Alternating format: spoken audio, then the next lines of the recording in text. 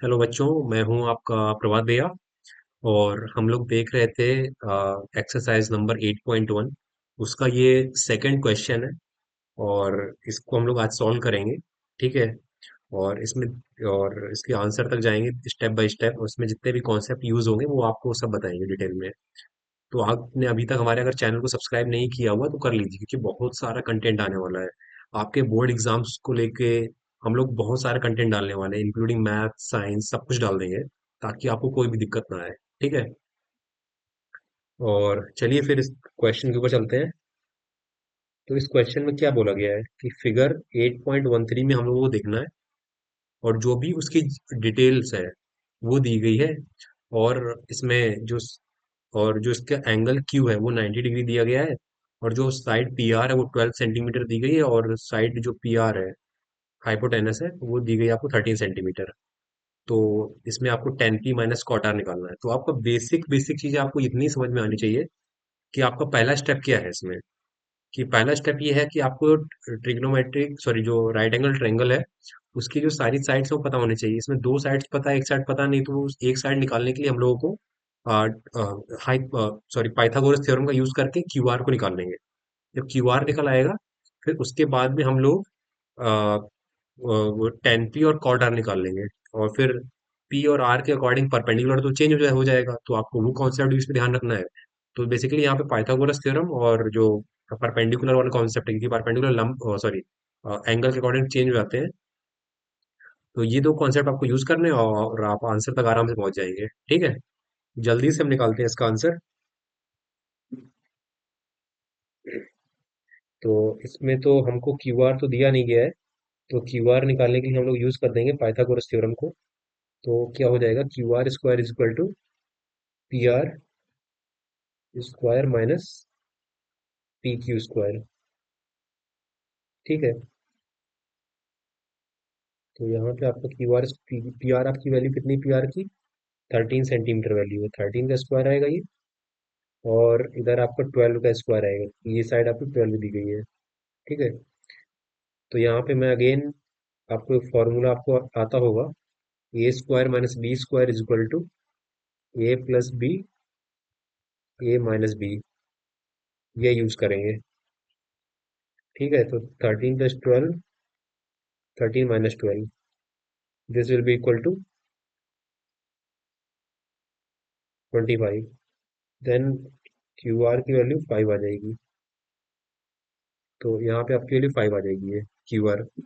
तो मैंने आपको एक ट्रिपलेट का कॉन्सेप्ट बताया था प्रीवियस क्लास में। ठीक है। तो वो वाले ट्रिपलेट थी 7, 24, 25। तो इसमें जो आपकी जो ट्रिपलेट है वो 5, 12, 13 की है।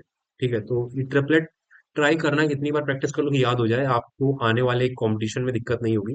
क्योंकि कंपटीशन में एक एक सेकंड इंपॉर्टेंट होता है, आप वहां पे ये पाइथागोरस थ्योरम लगा के निकालेंगे तो बड़ी दिक्कत होती है। ठीक है। तो आपको डायरेक्टली याद होनी चाहिए, क्योंकि ये स्टैंडर्ड ट्रिपलेट्स हैं, ये हमेशा रिपीट होती हैं एग्जाम्स में।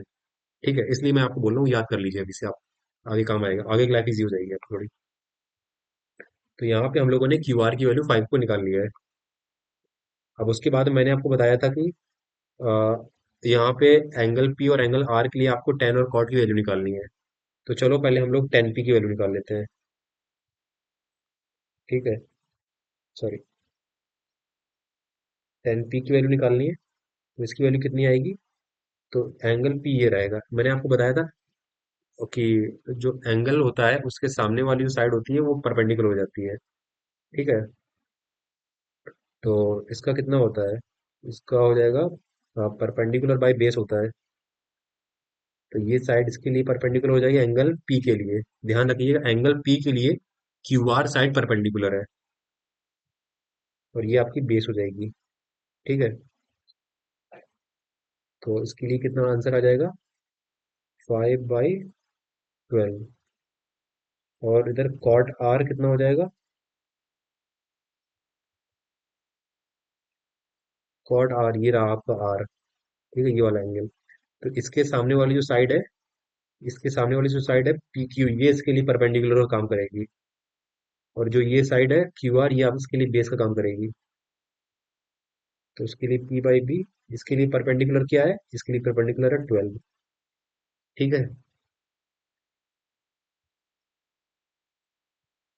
सॉरी, ये 10 आर की वैल्यू है ये।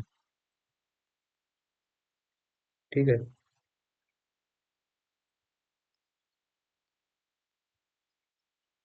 ये 10 आर की वैल्यू है, ठीक है, P/V। और ये कितना आ जाएगा, 12/5। ठीक है, क्योंकि बेस जो है वो 5 है इसके लिए।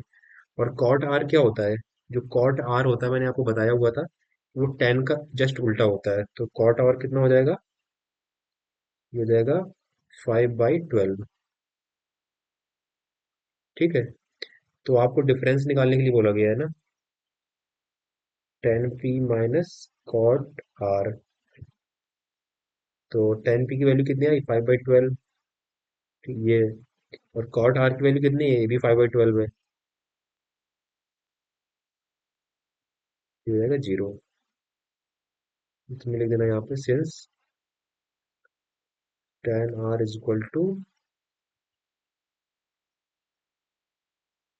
और हेयर cot R = 1/10R। ठीक है।